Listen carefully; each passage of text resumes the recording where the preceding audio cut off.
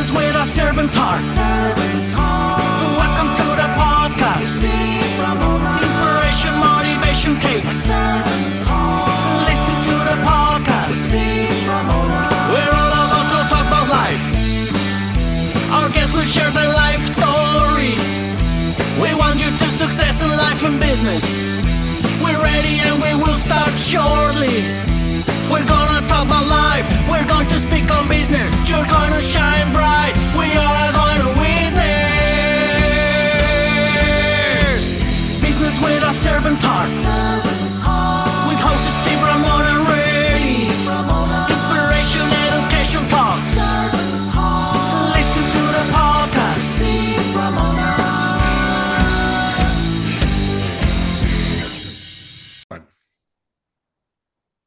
Welcome, everyone, to Doing Business with a Servant's Heart podcast. I'm your host, Steve Ramona. I am so thrilled to have you join us today. This podcast is dedicated to exploring the idea of doing business and living life with a purpose. You know what the purpose is? Having that servant's heart. Imagine serving and bringing value to people every day and making a difference or even an impact in their life. Think about that service. That value could be very little, like a phone call. Hey, I'm thinking about you, to giving your favorite charity $15,000. Whatever that may be, just try to do that every day if you can. That's why your call to action today is serve yourself and others today. And what impact will you create today? Again, the key word is today. Let's not wait. And my guests are going to motivate you, inspire you, and educate you. My guest, I've spent 5 minutes with him. You guys are going to be blown away what he's going to share with us today and really motivate, inspire, and educate you. And today's episode is sponsored by Pantheon Alliance. Join a community of high-income entrepreneurs and business leaders to create a world-changing thought leader platform to help grow your business. For more information on that, just reach out to me and I'll get you all that information. So, impact and difference in media. Media sucks sometimes. And I'm being very generous. It can suck a lot. Right now it's July 11th. We have the fires. I'm in Northern California. In Los Angeles, Southern California, we have these massive fires. A whole city has been destroyed. How's the media handling that? What are you seeing? What are you hearing? What's being put out there? That's important because this is serious stuff. It's people's lives. They're either losing or losing everything they've had. So with that being said, let's welcome our incredible guest, Ted, to the show. Welcome, Ted. Thank you, Steve. Yeah, it's great to be here. Media has made such an impact and difference in our world for many years. Why did you start in journalism? Well, originally I had a degree in law enforcement, and that's what I wanted to. I wanted to have a career in law enforcement, but I had a change of heart along the way, or shortly after I graduated, and wanted to go in a different direction. And so I always enjoyed writing. That's where I excel, is kind of the creative side. The other side of the brain is I can't do math. I can't do science. It's just I virtually have no brain for that kind of stuff. Which a lot of writers say that too. I can't do math. I can't do math. So it's a common thing. But I always enjoyed writing, and so I took one course in journalism and got hooked.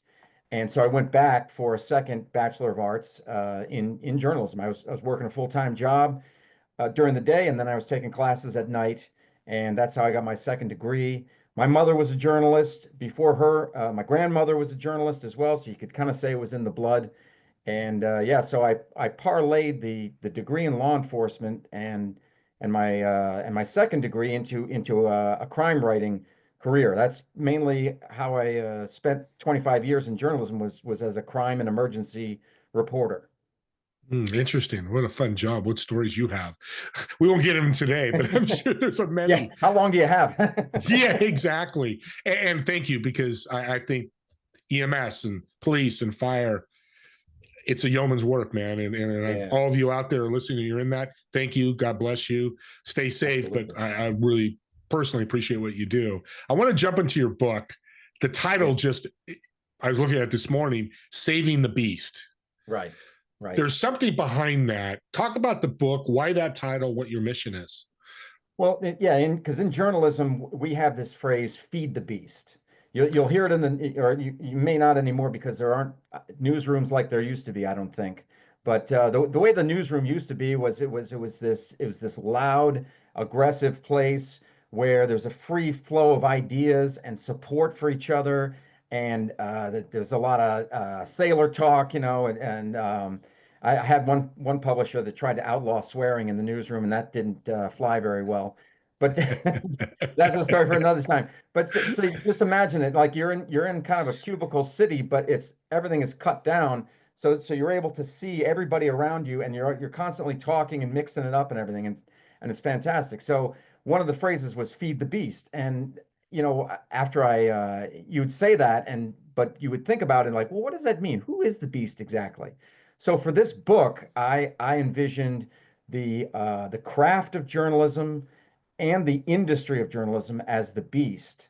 And feeding it meant creating content, but now we're at the point where it needs to be saved because of all of the things that have happened since. Basically, I traced it back to since I was in J school, journalism school, in the mid 90s. Somewhere after that, this cataclysmic change occurred.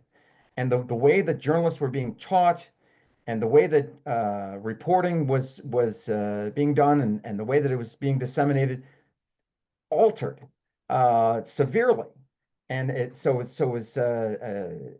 just an aberration now of what it used to be. And it really alarmed me, and that's why that's part of the reason why I left journalism, and the reason for the book, which to me it's a labor of love. Because I have such a passion for journalism, even though I've been out of it for about 3.5 years or so. I still have a passion for it, and I want to see some changes be made, because I think it can happen and should happen.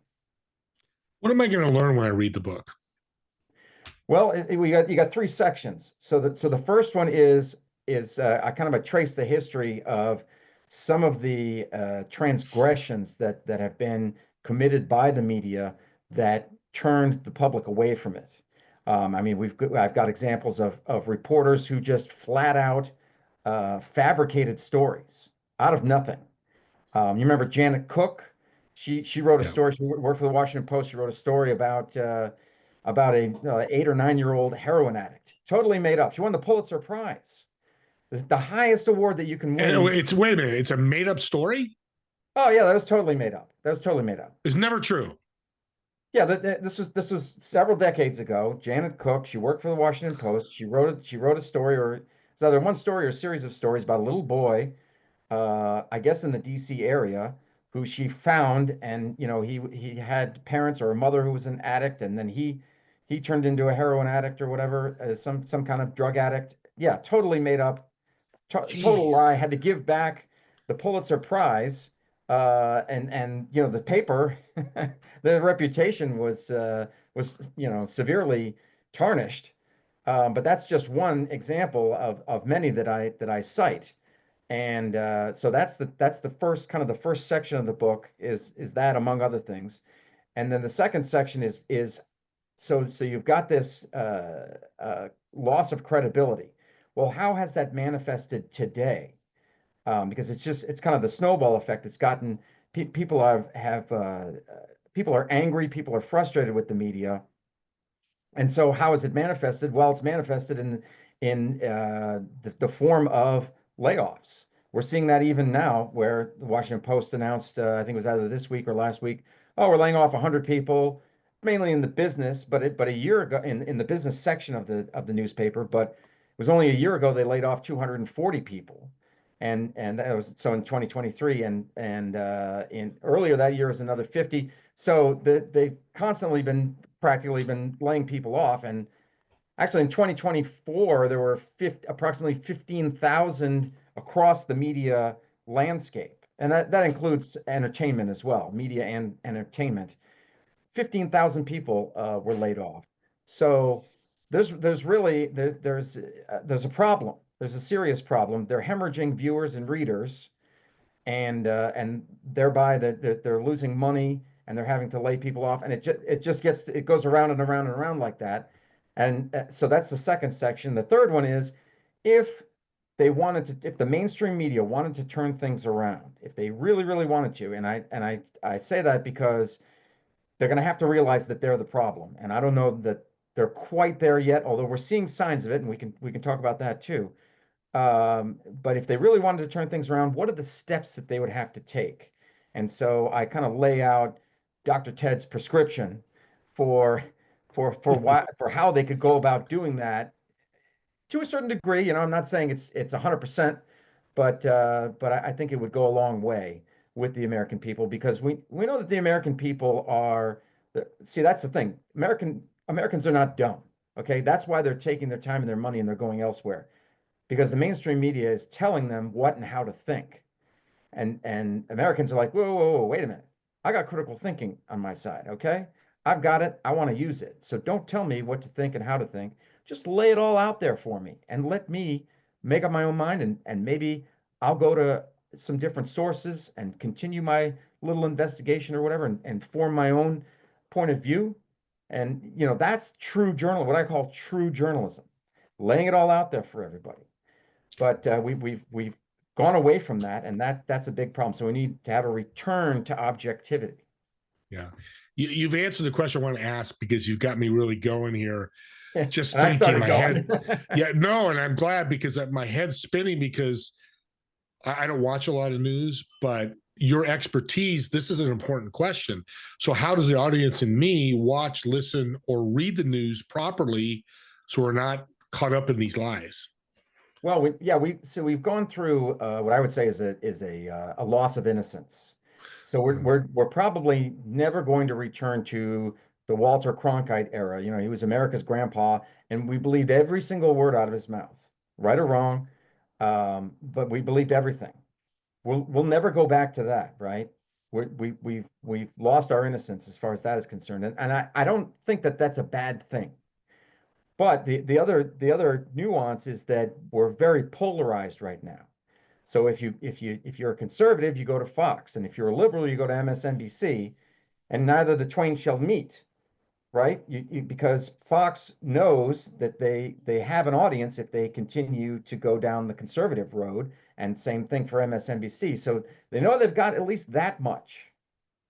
But what about everybody? What about the whole big middle? Like you look at elections. Who wins elections? It's the swing voters. There's a little bit of conservatives, there's a little bit of liberal, and there's a whole lot of those swing voters in the middle. So everybody retreats to their own echo chamber, because as viewers and consumers of news, because it makes us feel better about what we believe. Yeah. But I think that does take away from the truth, because we're getting a slant either way. Whatever we believe in, we're getting a slant.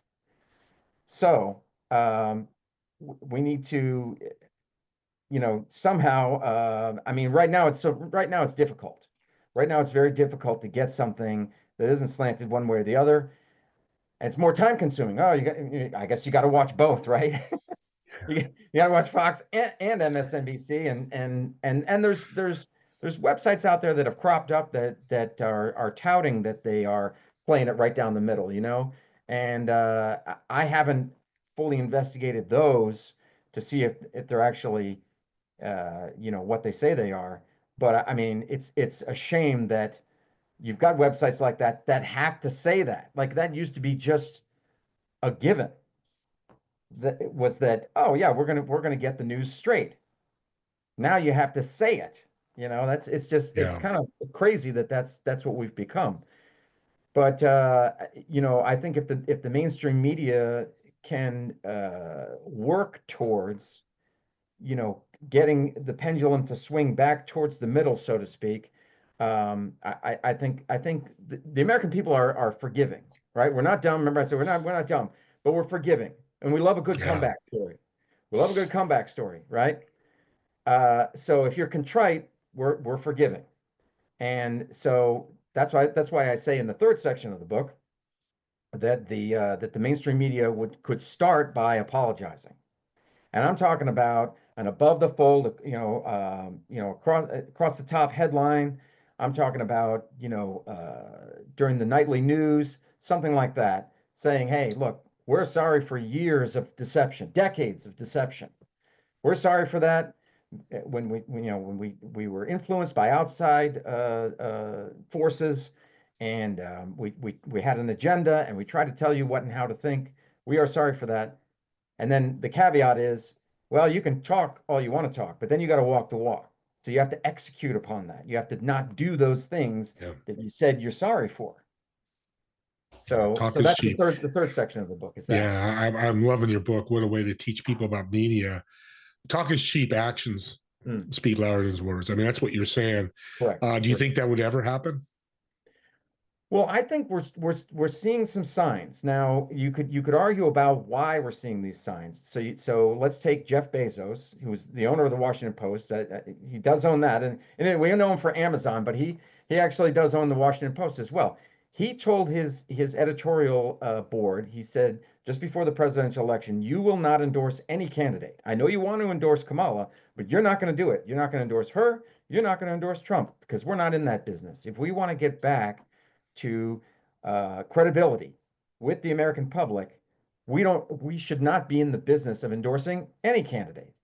And I got to tell you, Steve, it always in 25 years in journalism, that always made me feel funny. Like your spider senses are tingling or whatever.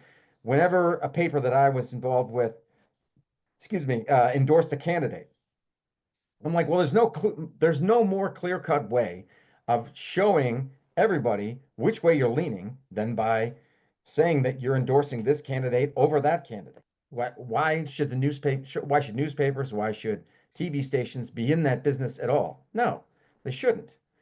You might have a guest columnist who might say that, keep that on the op-ed page or whatever, but not the paper as a whole. And people can say, well, the editorial board is not the paper. Well, but when you hear about it, you hear about the New York Times endorses so-and-so. You don't hear about, well, the New York Times editorial board, blah, blah, blah. No, it's the New York Times blanket as a whole. Yep. It's the entire paper. So that's the perception. And so, yeah, Jeff Bezos told them not to endorse anybody. And he wrote an essay about it. And I thought it was very refreshing and fantastic. Now, you could say, well, he's trying to curry favor with Trump. He sees on the horizon, and he wants to kiss the ring. He wants to bend the knee, whatever. I'm taking him at his word, but I'm cautiously optimistic because I think he also sees the money that he's losing. And that's what I say in the book, where that's rock bottom for the media when they've lost enough money. I don't know what that number is, but when they've lost enough money, that's when they have their moment, their come to Jesus moment, and they say, you know what, we're the problem. We are the problem, not anybody else. We caused this, only we can get ourselves out of it. So, and we also saw the same thing happen with the LA Times. It's owned by a guy named Dr. Patrick Soon-Shiong. And he told his editorial board, and I believe he then fired them all, but he told them, you're not going to endorse any candidate. And so it was pretty amazing. And so I had to publish the book at some point because we had to, I wanted it out before the election, so I didn't get to put this in, but well, it's already given me fodder for the next book. There you go. So I'm gonna, plan to check back. Let's do a checkup. In maybe 5 years or something like that, and see how things are going. But yeah, the key is then. So Jeff Bezos and Dr. Patrick Soon-Shiong made these statements. The key is then to hold fast, because people because they're coming under fire for these types of things, for these decisions. And the Washington Post lost a whole bunch of subscribers because of it, and people rage quit who work there. Some people, but you got to hold fast and not then just cave, right? Yeah, stick to your guns. Yeah, you right. got to stick to your remember guns. the Trump town hall that CNN did, right? Mm-hmm. Yeah, I thought that was beautiful. They gave this guy over an hour on primetime TV, okay, and this was their plan, was to kind of bring things back and give conservatives some voices, some time. But then they came under so much heat that they went kind of back to their ways. So that was a shame. Yeah, it's a tough business, I tell you. So let me ask you a hypothetical. Okay. So I got $1 billion. I want to start a media company. All right. How would you advise me to do that? Good question. I was involved in a startup one time, and it didn't go Okay. well. Okay. It lasted about, and I don't know if I really talk about it too much in the book, but it lasted all of like maybe 5 months. It was great Ooh. experience for me because I didn't even have my degree at that point. I took a leave of absence from University of Rhode Island to take this job, and this guy took a chance on me because I didn't have my degree in journalism yet. I didn't have anything. I wasn't a published author. I didn't have anything published except for maybe a couple of letters to the editor. But he took a chance on me because I had my law enforcement degree, and he said, "I'm going to make you my crime writer." So that was just unbelievable, great experience, right? But it's so difficult to do a startup. But that aside, yeah, you would need a you would need to get expertise. You would need to gather and glean expertise from everybody, from all sides of the political spectrum. We can't avoid politics. We're deeply ingrained in it. Yeah. It's part of the fabric of society. So you're going to need people from all walks of life, or all sides of however many coins there are. You're going to need that. You need conservatives and liberals. You're going to need people that would consider themselves independent, to construct such a media company, first of all. But the beyond that, uh, you want to adhere to the tenets of what I call true journalism, which is kind of above all else, objectivity. And I talk about this in the book. I say objectivity is not a dirty word, because that's what it's become in the colleges and universities. This is the way that they're teaching students now. It wasn't the way I was taught, but it happened sometime after that. They're teaching students to be activist journalists. So they're giving them the moral high ground, and I don't know how would you do that? Like who had died and made them king, right? Yeah. They're bestowing upon them this moral high ground, so that if they have to take a side in an issue and then push that in their reporting. Like why is it that the Israelis are considered the bad guys Mhm. in the Israeli-Gaza conflict? Why are they? Why is I mean, let's report both sides, and this conflict has been going on for a long, long time, and you can point fingers in all directions. So why is it that when you look at the media across the board, pretty much the Israelis are the bad guys, and the folks in Gaza are, they might not necessarily be the good guys, but they're at least the victims in this. Yeah. Why is that? That should not be reflected in straight reporting. So above all else, objectivity. I would say if you're going to start out a media outlet, and yeah, so we've got to do something about the way that it's being taught Right. as well. And I talk about that in the book. Yeah, that's good. That's why I asked him. We're coming to the end here. What would be a tagline or a two-sentence mission statement of a media company that you launch? Wow, that's a good one. Probably something along the lines of striving to provide the most comprehensive, objective news that necessary for something about you have to make it personal. You have to make it like it's necessary for my life, because you have to create that need. So something along those lines. I love it. No, Yeah, and I put something you. like that. Yeah, no, and I put you on the spot, and you did. Oh, well. I'm surprised how great you did, because I like the comprehensive and objectivity, because that's what you've been saying this whole show is the Right. media would do that, the public would trust it more. Right. Scary part, and a good part for you, an audience, why you need to connect with Ted. We all need the news. We need to know about the Los Angeles fires, because if we're going down there, we might want to cancel our trip. If we have family members down there, our friends, which I've talked to a number of people that have friends of a lot, we need to have the news, but it needs to be done in a more comprehensive, Absolutely. objective way, which is perfectly how you said it. And Yeah. Maybe someday, audience, you'll see me and Ted with a media company. You never know in this world. Hey, Let's if we end get our with, hands on $1 billion, hell yeah. yeah, absolutely. Well, let's end with a fun note. And not this was fun, but I like to do a little improv. So I've made a reservation for you at a restaurant, table of 4. You're obviously going to sit in one of the chairs. And the 3 empty chairs, who would you invite, dead or alive? Why would you invite them? And the most important question is, what food would you order? Okay. All right. So the first person that came to mind is Christiane Amanpour, and there's 2 reasons for that. Because she and I are at odds with this objectivity thing. She says she calls it both sidesism, like an ism, as in a bad thing. And that's the problem with journalism right now, is they're teaching that it's wrong to present both sides of an issue. Okay, so we're gonna have a great conversation, she and I. Also, she went to URI. She is a URI grad. She graduated several years before I did, and I just can't imagine that she wasn't taught the same thing that I was. She was taught the right way, and somewhere along the line she got corrupted. Yeah. So I'm gonna investigate, and I want to find that out. I want to pick her brain and figure out where the heck how that happened. Okay. So that's one person. So you say I got 2 2 more, more. 2 more people. Um, oh my God.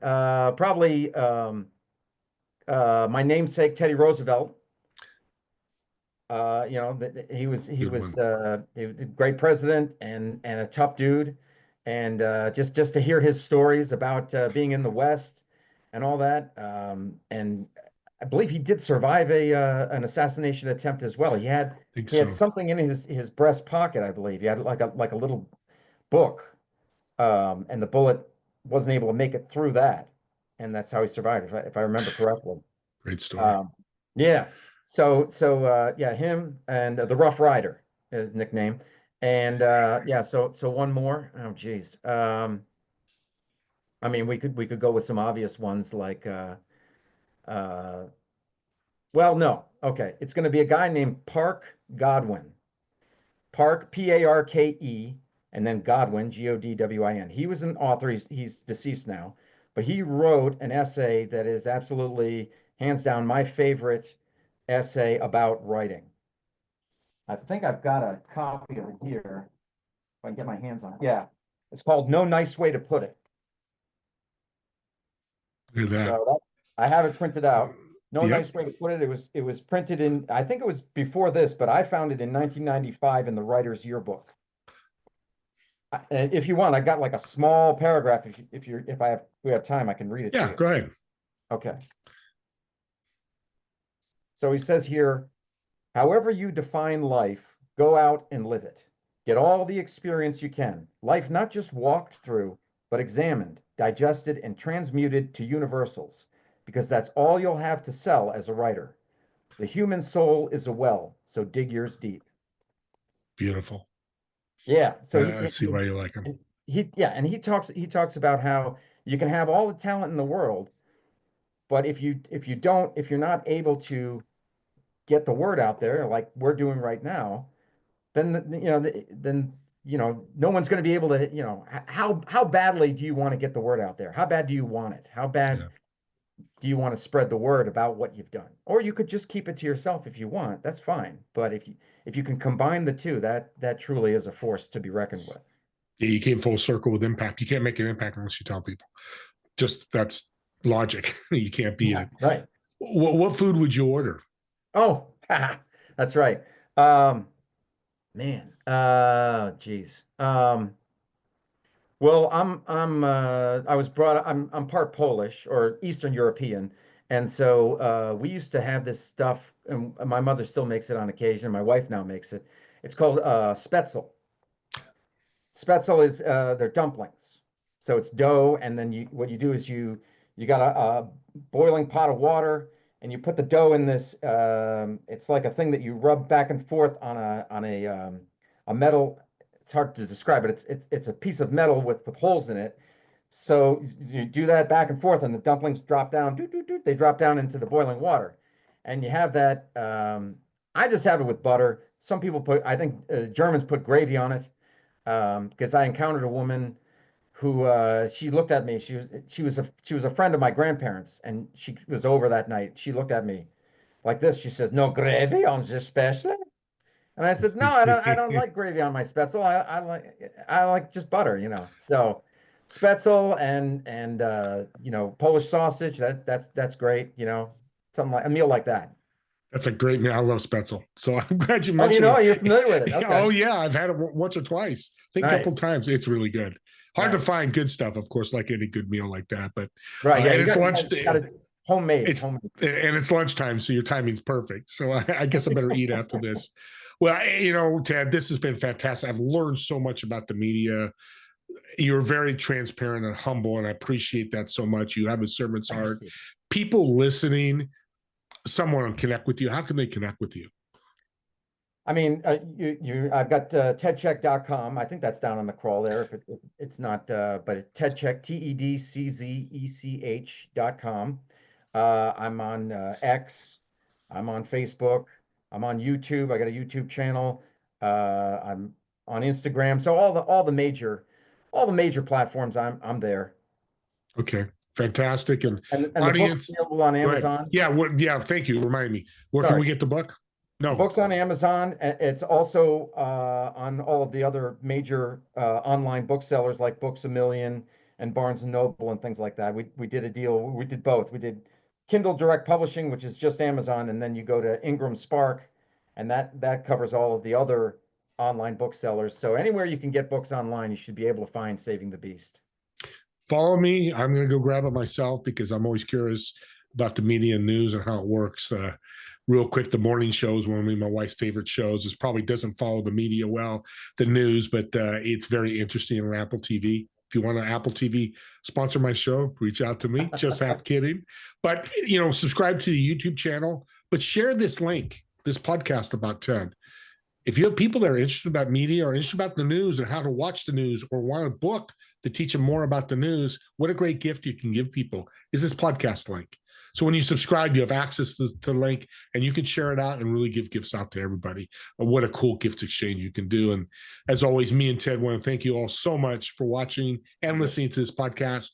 And we'll see you all in the next episode of Doing Business with a Servant's Heart. Have a great day, everyone.